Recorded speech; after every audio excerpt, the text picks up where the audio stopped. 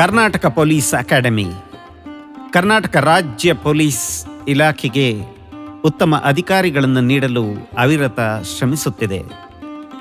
ಪ್ರಶಿಕ್ಷಣಾರ್ಥಿ DYSP, PSI, ಅಬಕಾರಿ ಅಧಿಕಾರಿಗಳು, ಸಾರಿಗೆ ಅಧಿಕಾರಿಗಳು ಎಲ್ಲರ ತರಬೇತಿ, ಅಧಿಕಾರಿಗಳ ಮುಂಬಡ್ತಿ ನಂತರದ ತರಬೇತಿ, ವಿಶೇಷ ತರಬೇತಿ, IPS ಅಧಿಕಾರಿಗಳಿಗೆ ಬುನಾದಿ ತರಬೇತಿ ಮುಂತಾದವುಗಳನ್ನು ಹಮ್ಮಿಕೊಳ್ಳುತ್ತಾ ಬಂದಿದೆ.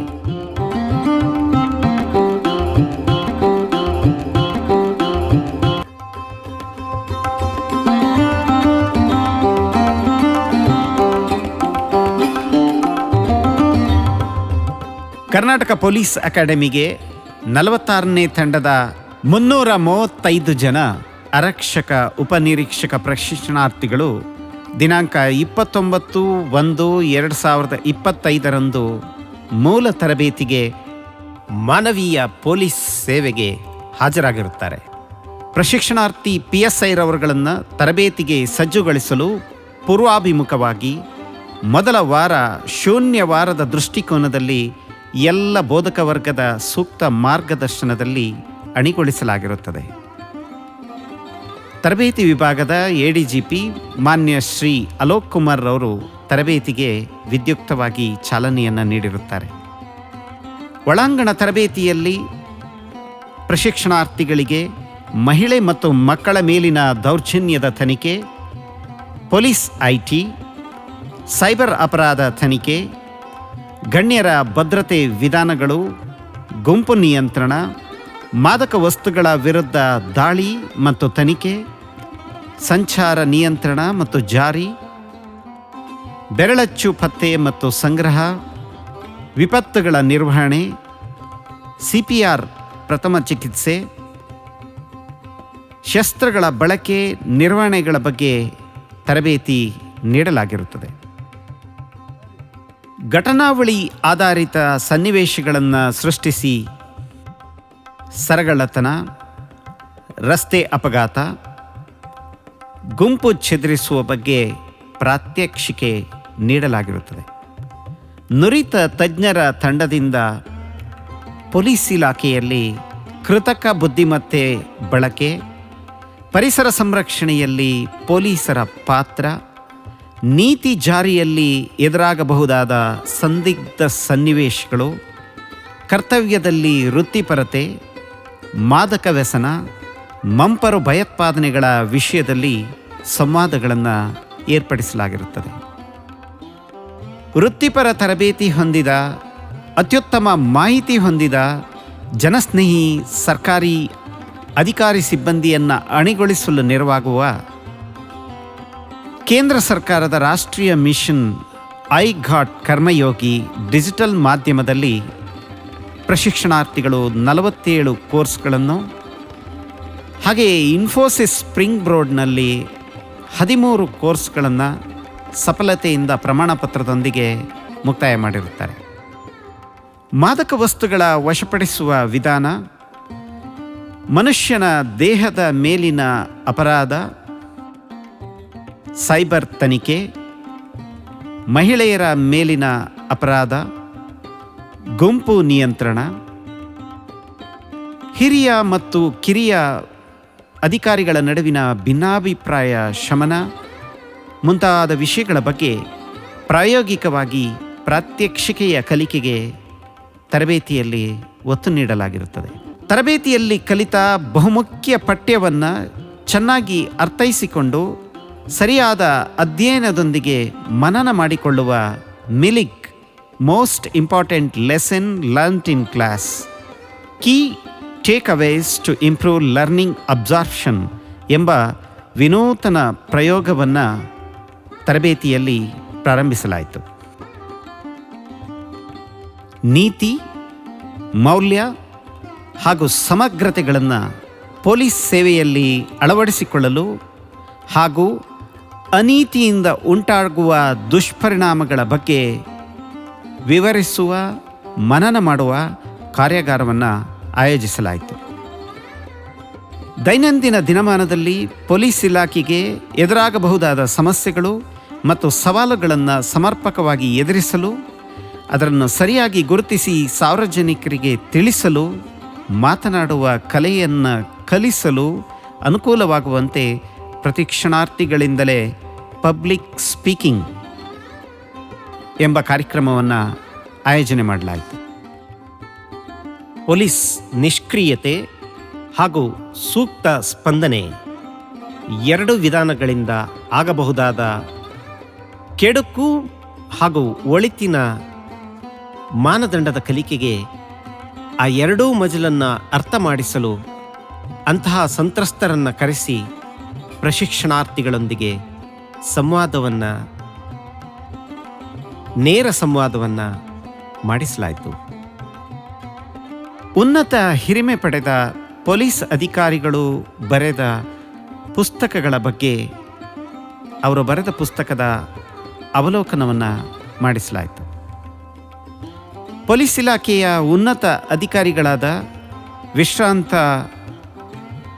DGP Shri DV Guruprasad, Shri AM Prasad, Shri Vijay Kumar ಹಾಗೂ ತರಬೇತಿ ವಿಭಾಗದ ಮುಖ್ಯಸ್ಥರಾದ ADGP ಶ್ರೀ ಅಲೋಕ್ ಕುಮಾರ್, ವಿಶ್ರಾಂತ DIG ರವರಾದ ಡಾಕ್ಟರ್ DC ರಾಜಪ್ಪ, ಶ್ರೀ ರಾಜೇಂದ್ರ ಪ್ರಸಾದ್, ದಕ್ಷಿಣ ವಲಯದ DIGP ರವರಾದ doctor Borlingaiah MB, Indian coastal guard DIG ರವರಾದ ವಿಜಯರಾಜ್ ಮುಂತಾದವರಿಂದ ಅವರ ವೃತ್ತಿಯ ಅನುಭವದ ಬಗ್ಗೆ ಪ್ರತಿಕ್ಷಣಾರ್ಥಿಗಳಿಗೆ ಸಂವಾದವನ್ನು ಏರ್ಪಡಿಸಲಾಗಿತ್ತು.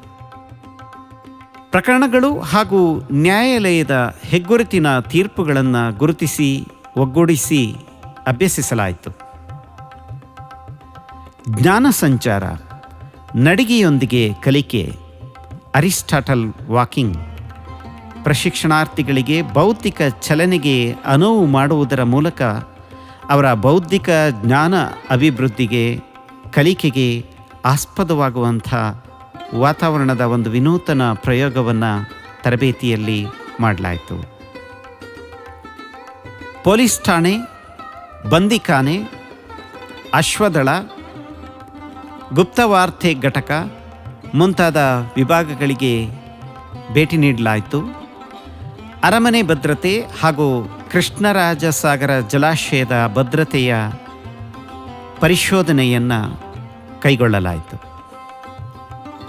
ಪ್ರಶಿಕ್ಷಣಾರ್ಥಿಗಳು ಕಾರ್ಯಕ್ಷೇತ್ರ ಮತ್ತು ತರಬೇತಿ ನಡುವಿನ ಅಂತರವನ್ನು ಸೂಕ್ತವಾಗಿ ಗ್ರಹಿಸಲು ಹಾಗೂ ಹೆಚ್ಚಿನ ಅಗತ್ಯತೆ ಹಾಗೂ ಅವಶ್ಯಕತೆಗಳನ್ನು ನಿಭಾಯಿಸಲು ನಿರ್ಣಯಿಸಲು ಅನುಕೂಲವಾಗುವಂತೆ 30 ದಿನಗಳು ವಿವಿಧ ಜಿಲ್ಲೆಗಳಿಗೆ ಹಾಗೂ ವಿಶೇಷ ಘಟಕಗಳಿಗೆ ಅವರನ್ನು ನಿಯೋಜಿಸಲಾಗಿತ್ತು.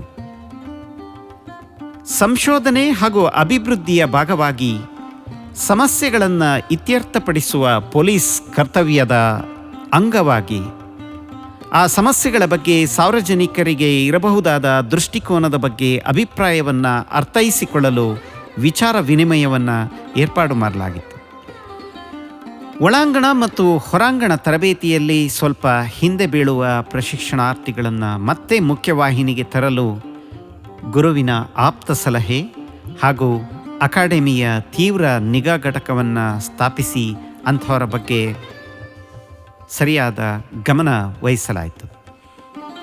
ವೈದ್ಯಕೀಯ ಮನಃಶಾಸ್ತ್ರಜ್ಞರಿಂದ ಮಹಿಳಾ ಪ್ರಶಿಕ್ಷಣಾರ್ಥಿಗಳಿಗೆ ಮತ್ತು ಅವರ ಕುಟುಂಬ ಸದಸ್ಯರಿಗೆ ಆಪ್ತ ಸಮಾಲೋಚನೆಯನ್ನು ಮಾಡಿಸಿ ಪೊಲೀಸ್ ಕರ್ತವ್ಯದ ಅರಿವಿನ ಜಾಗೃತಿಯನ್ನು ಮಾಡಿಸಲಾಯಿತು. ಡಿಜಿಟಲ್ ಡಿಟಾಕ್ಸ್, ಅದರ ಪಾಲನೆಗಾಗಿ ಸಾಮಾಜಿಕ ವಿಚಾರ ವಿನಿಮಯ ಚತುರತೆಯ ಬೆಳವಣಿಗೆ ವಿಷಯಗಳನ್ನು ಅಳವಡಿಸಲಾಯಿತು. The concept for building social interaction skill. ಹೊರಾಂಗಣ ತರಬೇತಿಯ ಭಾಗವಾಗಿ ದೈಹಿಕ ತರಬೇತಿಯಲ್ಲಿ ಓಟ, 5 ಮೂಲ ವ್ಯಾಯಾಮ 5BX, ಅಡೆತಡೆ ಪ್ರಕಾರ ಕ್ಲಿಯರೆನ್ಸ್ ಆಫ್ ಅಬ್ಸ್ಟಕಲ್ಸ್, ರಸ್ತೆ ಓಟ ಮತ್ತು ನಡಿಗೆ ಅಲ್ಲದೆ ಇತರೆ ದೇಹದಾಢ್ಯತೆಗಳ ವ್ಯಾಯಾಮವನ್ನು ಅಳವಡಿಸಲಾಯಿತು. ಕವಾಯತು ಹಾಗೂ ಗಲಭೆ ನಿಯಂತ್ರಣದ ಕವಾಯತಿನ ಭಾಗವಾಗಿ ಶಸ್ತ್ರರಹಿತ ಕವಾಯತು, ಶಸ್ತ್ರ ಸಹಿತ ಕವಾಯತು, ಲಾಠಿಯೊಂದಿಗೆ ಕವಾಯತು, ಕಲಿಕೆಗೆ ಕವಾಯತು, ಶಿಶು ವಿಹಾರ ಮುಂತಾದವುಗಳನ್ನು ತರಬೇತಿಯಲ್ಲಿ ಅಳವಡಿಸಿಕೊಳ್ಳಲಾಯಿತು. ಶಸ್ತ್ರ ತರಬೇತಿ ಅಂಗವಾಗಿ ಹಗಲು ಮತ್ತು ರಾತ್ರಿ ವೇಳೆಯಲ್ಲಿ ಹಾಗೂ ಕಣ್ಣಿಗೆ ಬಟ್ಟೆ ಕಟ್ಟಿಕೊಂಡು SLR, ಇನ್ಸಾಸ್, .303 ಪಿಸ್ತಲ್, ರಿವಾಲ್ವರ್, AK-47 ಮುಂತಾದ ಶಸ್ತ್ರಗಳನ್ನು ಬಿಡಿಸುವ ಹಾಗೂ ಪುನರ್ ಜೋಡಿಸುವ ಕಲೆಯನ್ನು ಕಲಿಸಲಾಯಿತು. ನಿಕಟ ಸನಿಹ ಕಾಳಗ, ವಾಹನದೊಂದಿಗೆ ನಿಕಟ ಸನಿಹ ಕಾಳಗ, ಗುರಿ ಅಭ್ಯಾಸ, ಯಾಂತ್ರಿಕ ಗುರಿ ಅಭ್ಯಾಸಗಳನ್ನು ಮನನ ಮಾಡಿಸಲಾಯಿತು. ವಿದ್ಯಾರ್ಥಿಗಳ ಮಾನಸಿಕ ಸ್ವಾಸ್ಥ್ಯ ವೃದ್ಧಿಗೆ ಯೋಗ, ಪ್ರಾಣಾಯಾಮ, ಧ್ಯಾನ ಹಾಗೂ ಅಂಗಮರ್ದನವನ್ನು ಅಭ್ಯಾಸದಲ್ಲಿ ಹೇಳಿಕೊಡಲಾಯಿತು.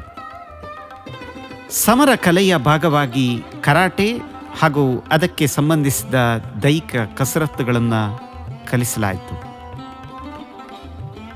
ಸ್ಫೋಟಕ ವಸ್ತುಗಳನ್ನು ನಿಭಾಯಿಸುವ, ಅದರ ಮಾದರಿ ಸಂಗ್ರಹಿಸುವ ಈ ಎಲ್ಲ ವಿಧಾನವನ್ನು ಪ್ರಾತ್ಯಕ್ಷಿಕೆಯ ಮೂಲಕ ಕಲಿಸಿಕೊಡಲಾಯಿತು.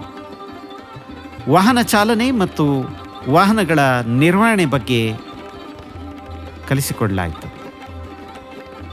ಕ್ಷೇತ್ರ ನೈಪುಣ್ಯತೆ ಹಾಗೂ ಭೂಪಟ ಅಧ್ಯಯನವನ್ನು ವನ್ಯ ಕಾರ್ಯಾಚರಣೆ ಹಾಗೂ ನಗರ ಕಾರ್ಯಾಚರಣೆಯ ಅಭ್ಯಾಸದ ಮೂಲಕ ಕಲಿಸಿಕೊಡಲಾಯಿತು. ಬಹುಮುಖ್ಯ ಸ್ವಯಂ ಶಿಕ್ಷಣವಾದ ಈಜು ಕಲಿಕೆ, ಅದರ ತರಬೇತಿಯನ್ನು ಪ್ರತಿ ಪ್ರಶಿಕ್ಷಣಾರ್ಥಿಗಳಿಗೆ ನೀಡಲಾಯಿತು. ಧೈರ್ಯ, ಆತ್ಮವಿಶ್ವಾಸ ವೃದ್ಧಿಗೆ ಅಶ್ವಾರೋಹಣವನ್ನು ಕಲಿಸಲಾಯಿತು. ದೈಹಿಕ ಹಾಗೂ ಮಾನಸಿಕ ವೃದ್ಧಿಗಾಗಿ ಆಟೋಟ ಸ್ಪರ್ಧೆಗಳನ್ನು ಆಯೋಜಿಸಿ ವಾಲಿಬಾಲ್, ಹ್ಯಾಂಡ್ಬಾಲ್, ಫುಟ್ಬಾಲ್, ಹಾಕಿ, ಶಟಲ್ ಬ್ಯಾಡ್ಮಿಂಟನ್ ಮುಂತಾದ ಕ್ರೀಡೆಗಳಿಗೆ ತರಬೇತಿ ಸಮಯದಲ್ಲಿ ಒತ್ತು ನೀಡಲಾಯಿತು. ತರಬೇತಿ ನಿರತರು ಹಾಗೂ ತರಬೇತುದಾರರ ಸತತ ಮೌಲ್ಯಮಾಪನದಿಂದ ಅತ್ಯುತ್ತಮವಾಗಿ ಹೊರಬಂದವರನ್ನು ಗುರುತಿಸಿ ಪ್ರಶಂಸಿಸಲಾಯಿತು. ಇತರೆ ಹಲವಾರು ಪಠ್ಯೇತರ ಚಟುವಟಿಕೆಗಳಲ್ಲಿ ಪ್ರಶಿಕ್ಷಣಾರ್ಥಿಗಳನ್ನು ತೊಡಗಿಸಿಕೊಳ್ಳಲಾಯಿತು. ಕ್ಲಬ್ ಚಟುವಟಿಕೆಗಳಲ್ಲಿ ಸಾಂಸ್ಕೃತಿಕ ಚಟುವಟಿಕೆ, ಆಹಾರ ಮೇಳ, KPA ದಸರಾ ಚಟುವಟಿಕೆ, ಅನುಭಾವ ಚಿಂತನ, ಹಸಿರು ಮತ್ತು ಸ್ವಚ್ಛ ಆವರಣದ ಪರಿಕಲ್ಪನೆ, ರಕ್ತದಾನ, ಶಾಲಾ ಮಕ್ಕಳಿಗೆ ಪಠ್ಯಪುಸ್ತಕ ವಿತರಣೆ, ಪರಿಸರ ಸಂರಕ್ಷಣೆಗೆ ಅದರ ಭಾಗವಾಗಿ ಕುಕ್ಕರಹಳ್ಳಿ ಕೆರೆ, ಮೈಸೂರು ನಗರದ ಕುಕ್ಕರಹಳ್ಳಿ ಕೆರೆ ಸ್ವಚ್ಛತೆ ಮುಂತಾದ ಸಮಾಜಮುಖಿ ಚಟುವಟಿಕೆಗಳಲ್ಲಿ ತೊಡಗಿಸಿಕೊಂಡು ಪ್ರಶಿಕ್ಷಣಾರ್ಥಿಗಳಿಗೆ ಅದರ ಮಹತ್ವವನ್ನು ತಿಳಿಸಲಾಯಿತು. Providing platform for advocacy, awareness and networking, KPA ಮಹಿಳಾ ವೇದಿಕೆಯ ವತಿಯಿಂದ ಪ್ರತಿವಾದಿತ ಜಾಗೃತಿ ಮತ್ತು ಸಂಪರ್ಕದ ಬುನಾದಿಗೆ ಆಸ್ಪದ ನೀಡಲಾಯಿತು. ಪ್ರತಿಭಾನ್ವೇಷಣೆಗೆ ಹಾಗೂ ಜ್ಞಾನ ಸಂಪರ್ಕದ ಮಾಹಿತಿ ವಿನಿಮಯಕ್ಕೆ ನಮ್ಮ KPAಯ ತ್ರೈಮಾಸಿಕ ಸಂಚಿಕೆ, ಹೆಮ್ಮೆಯ ಸಂಚಿಕೆ ನವಪಥ. ಸುಪ್ತ ಮನಸ್ಸಿನ ಭಾವನೆಗಳ ಮಿಲಿತಕ್ಕೆ, ಸುಪಸರಿಸುವಿಕೆಗೆ ಪಾಡ್ಕಾಸ್ಟ್, ವಾಕಿಟಾಕಿ ವಿತ್ ಖಾಕಿ. ಉತ್ತಮ ಪೊಲೀಸ್ ಅಧಿಕಾರಿಗಳನ್ನು ತಯಾರಿಸಿ ಸಮಾಜದ ಸೇವೆಗೆ ಅರ್ಪಿಸುತ್ತಿರುವ KPAಯ ಎಲ್ಲ ಅಧಿಕಾರಿ ಹಾಗೂ ಸಿಬ್ಬಂದಿ ವರ್ಗ ಕರ್ನಾಟಕ ಪೊಲೀಸ್ ಅಕಾಡೆಮಿಯ ನಿರ್ದೇಶಕರಾದ ಶ್ರೀ ಚನ್ನಬಸವಣ್ಣ SL ರವರ ಸೂಕ್ತ ಮಾರ್ಗದರ್ಶನದಲ್ಲಿ ಮೇಲ್ಕಂಡ ಎಲ್ಲ ಕಾರ್ಯದಲ್ಲಿ ಬೆನ್ನೆಲುಬಾಗಿ ಅವಿರತ ಶ್ರಮದೊಂದಿಗೆ ಅಚಲವಾಗಿ ಪ್ರಶಿಕ್ಷಣಾರ್ಥಿಗಳ ತರಬೇತಿಯಲ್ಲಿ ಪಾಲ್ಗೊಂಡು ಅವರನ್ನು ಈ ಸಮಾಜಕ್ಕೆ ಅರ್ಪಿಸಲು ಕಟಿಬದ್ಧರಾಗಿದ್ದಾರೆ.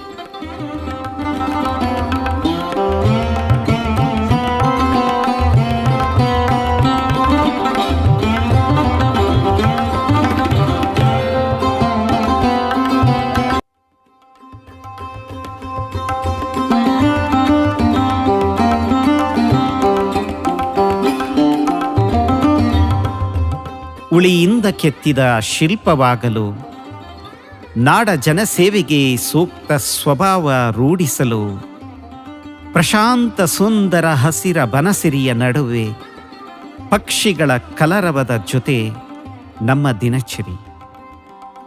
ಕನ್ನಡ ಮನೆಯ ರಕ್ಷಕರಾಗಿ, ಸರ್ವರ ಹಿತ ಸಂರಕ್ಷಕರಾಗಿ, ಉತ್ಕೃಷ್ಟ ತರಬೇತಿಯ ನಂತರ ಘನತೆಯಿಂದ 46ನೇ ತಂಡದ ಆರಕ್ಷಕ ಉಪನಿರೀಕ್ಷಕರು ಸಮಾಜದ ಮಾನವೀಯ ಸೇವೆಯ ಕರ್ತವ್ಯಕ್ಕೆ ಸದಾ ಸಿದ್ಧ.